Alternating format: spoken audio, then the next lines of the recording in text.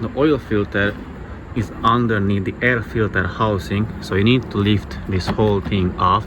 You have to disconnect it here and on the other side as well, there, and you will be able to pull off the air filter housing and get access to the oil filter. So I'm going to undo the oil filter just to get air to the system, so I will have better oil flow later when I'm letting the oil drain. Air filter housing removed. You should disconnect from here and from here. This car had a very unique solution. A self-tapping screw was here because I guess they broke the tabs, and also these are tabs, or there goes the tabs from the air filter housing, but those are broken on this one. So basically once you disconnect there, you pull it towards yourself and lift it, and then you have the oil filter exposed. I guess that's a size 24 and 27 hex socket. So undo it and then you can drain the engine oil. So basically here is the drain plug for the 520D. You need to undo it, let the oil drain, and then tighten it back. So usually BMWs have a service hole like this thingy, or maybe a screw type thing. So you turn one way, open it, other way to close it. So you need to remove this one to get access to the drain plug, which is here. It is a size 17 hex bolt, so it's a size 17 hex socket.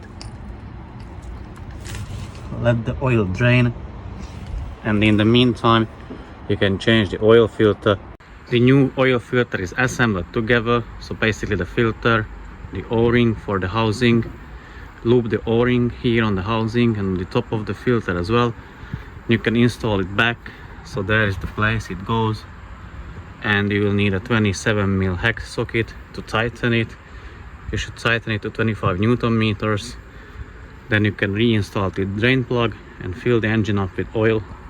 Let's fill the engine with oil. It takes 5.2 liters of 5W30 grade oil.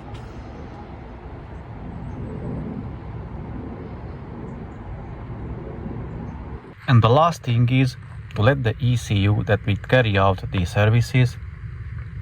So basically resetting the service interval, we are going to reset the engine oil and the vehicle check and the vehicle inspection, because as you can see on the iDrive it shows the brake pads, but we've done the engine oil and the inspection, so we are going to reset that one.